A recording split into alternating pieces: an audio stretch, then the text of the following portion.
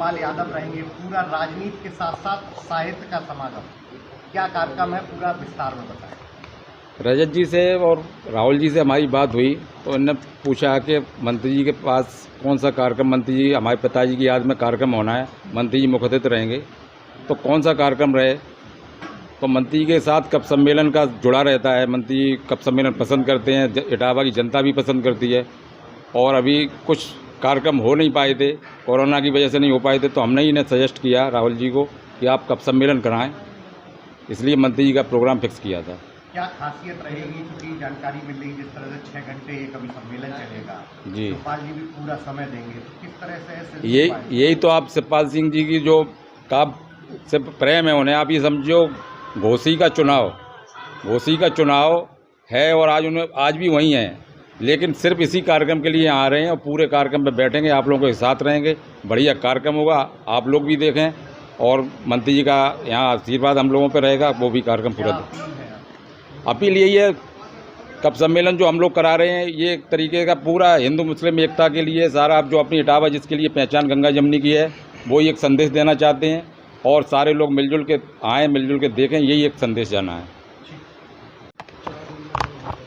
मयंक जी, जिस तरह से कवि सम्मेलन होने जा रहा है, संचालन आप करते रहे हैं, क्या क्या खासियत है और किस तरह का आप कवि सम्मेलन, चूंकि आप हर कवि सम्मेलन में रहते हैं, किस तरह का इटावा के लिए कैसा देख रहे हैं? देखिए, कवि सम्मेलन साहित्य के प्रति प्रेम दर्शाता है। हमारे जो कार्यक्रम के आयोजक हैं राहुल अग्रवाल, उनके पिताजी की स्मृति भी है, उनके पिताजी भी साहित्यकार थे और शिवपाल यादव जी का साहित्य प्रेम सब लोग जानते हैं। यहाँ तक कि शायद मेरे हिसाब से हिंदुस्तान में सबसे ज़्यादा कवि सम्मेलन कराने का अगर किसी को श्रेय जाता है तो वो शिवपाल यादव और समाजवादी पार्टी को जाता है। साहित्य के प्रति उनकी रुचि जग जाहिर है और कवि सम्मेलन का मतलब होता है राष्ट्र का जागरण।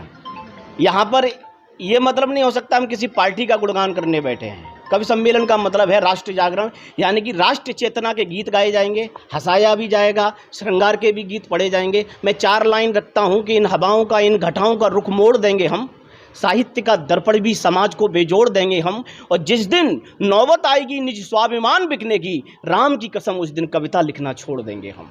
मेरा मानना है कि कवि वो है जो व्यवस्था के खिलाफ खड़ा हो जाए, कवि वो है जो देश की उन्नति की बात करे, देश के विकास की बात करे, जो किसी राजनीतिक विचारधारा की बात ना करे।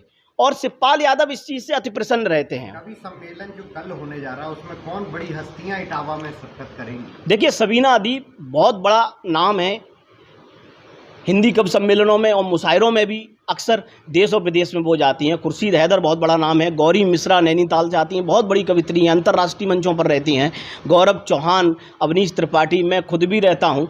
मैं इन लोगों को इसलिए एकत्रित कर लाया हूँ। वैसे हमारे इटावा की खासियत है कि यहाँ पर इतने कवि हैं, राष्ट्रीय स्तर के कवि सम्मेलन कराया जाता है, लेकिन हम बाहर के लोगों को बुला के ये समागम करना चाहते हैं। आप जरा देखना इसमें कि इसमें लगभग आधे कवि हिंदू हैं और आधे मुसलमान हैं। इसका मतलब ये नहीं है कि हम हिंदू मुस्लिम एकता पर जोर दे रहे हैं, इसका मतलब ये है कि हम लोगों को बताना चाह रहे हैं कि हम लोग एक हैं, इसमें कोई संदेह नहीं है। बस आप सम्मेलन का मजा लीजिए और विशेष ये है कि भाई सबका भोजन है और सब लोग करके जाएं, चाहे वो आयोजक हों, चाहे श्रोता हों, चाहे पत्रकार बंधु हों, सबके खाने की व्यवस्था की गई है। कितने बजे से कितने बजे तक चलेगा? ये कार्यक्रम लगभग 11:30-12 के बीच में शुरू हो जाएगा और शाम के 6 बजे तक चलेगा।